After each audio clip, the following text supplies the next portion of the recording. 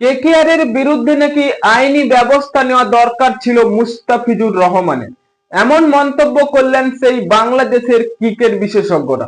নমস্কার বন্ধুরা, news today চ্যানেলে আপনাদের সবাইকে স্বাগত।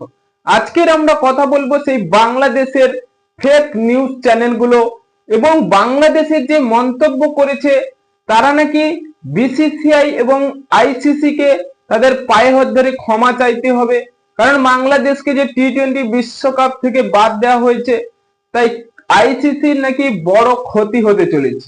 কারণ আইপিএল 2026 মিনি অকশনে সেই মুস্তাফিজুর রহমানকে কিনেছিল কেকেআর।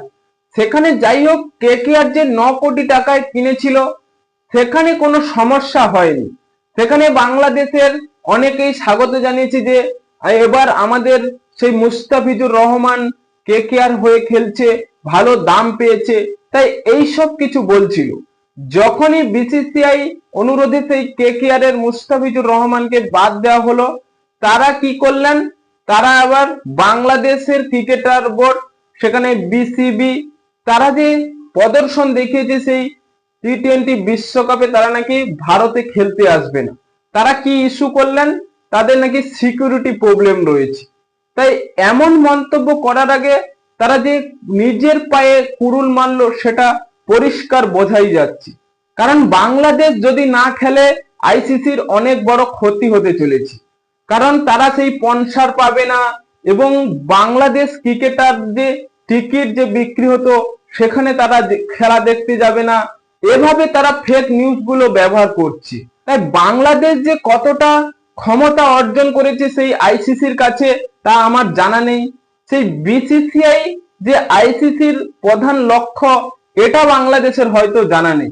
সেখানে বিসিসিআই কে উচ্চবাচ্য কথা বলছে এবং আইসিসি কে নিয়েও বিভিন্ন মন্তব্য করছে সেই বাংলাদেশ ক্রিকেট বোর্ড। সেই টি-20 বিশ্বকাপে বাংলাদেশ না খেললে হয়তো আইসিসির কতটা ক্ষতি হবে আমি জানি না, কিন্তু বাংলাদেশের যে কতটা ক্ষতি হবে এটা পরিষ্কার বোঝা যাচ্ছে। কারণ কোন দেশ যদি তাদের অর্থনীতি উন্নতি করতে চায় তাহলে হয়তো তাদের ক্রিকেট যেসব নিচু লেভেলগুলো রয়েছে সেই ক্রিকেট থেকেই তাদের অনেক কিছুই প্রদর্শন করতে হয়, স্পন্সরশিপ পেতে হয়। তাই সেখানে আইসিসি ইভেন্ট যেখানে টি-20 বিশ্বকাপের মতো মঞ্চে সেই বাংলাদেশকে বাদ যেতে হচ্ছে, তাদের এত বড় লজ্জা থাকা দরকার যে তারা আইসিসি কে নিয়ে কথা বলছে। সেই বাংলাদেশে ক্রিকেট বোর্ডের যে আরো সদস্য রয়েছে তারা আরো কি বলছে, সেই মুস্তাফিজুর রহমানকে নাকি কেকেআর এর বিরুদ্ধে আইনি পদক্ষেপ নিতে হতো, তিনি সেটা ভুল করেছে। এটা আমাদের মতে যেটা মুস্তাফিজুর রহমান ঠিক করেছে যে আইনি পদক্ষেপ নেয়নি বা তিনি ঠান্ডা মাথায় রয়েছে। কারণ কোন ক্রিকেটার যদি আইনি পদক্ষেপ বা কোনো কেস কাচারে জড়িয়ে পড়ে তাকে হয়তো ক্রিকেট ময়দানে দেখা যাবে না।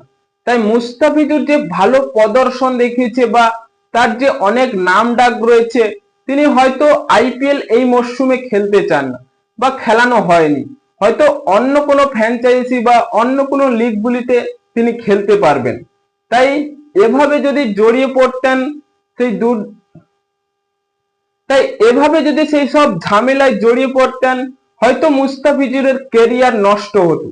যাই হোক, মুস্তাফিজুর ঠিকই আছে, তার প্রদর্শনও তিনি দেখাবে হয়তো অন্য কোনো ক্রিকেট ময়দানে। তাই এভাবে যে বাংলাদেশের নিউজ চ্যানেলগুলো ফেক নিউজ বানাচ্ছে বা আইসিসি বিসিসিআই দের নিয়ে বড় কটক্ষা তৈরি করছে, এগুলি বন্ধ করা উচিত। হ্যাঁ বন্ধুরা, আপনাদের কি মনে হয় বাংলাদেশ যে টি-20 বিশ্বকাপ থেকে বাদ পড়েছে এটা আপনাদের মতামত কতটা, তাই কমেন্ট বক্সে লিখে জানিয়ে দিন এবং চ্যানেলটি সাবস্ক্রাইব করে আমাদের পাশেই থাকুন। ভিডিওটি শেষ পর্যন্ত দেখার জন্য আপনাকে অসংখ্য ধন্যবাদ।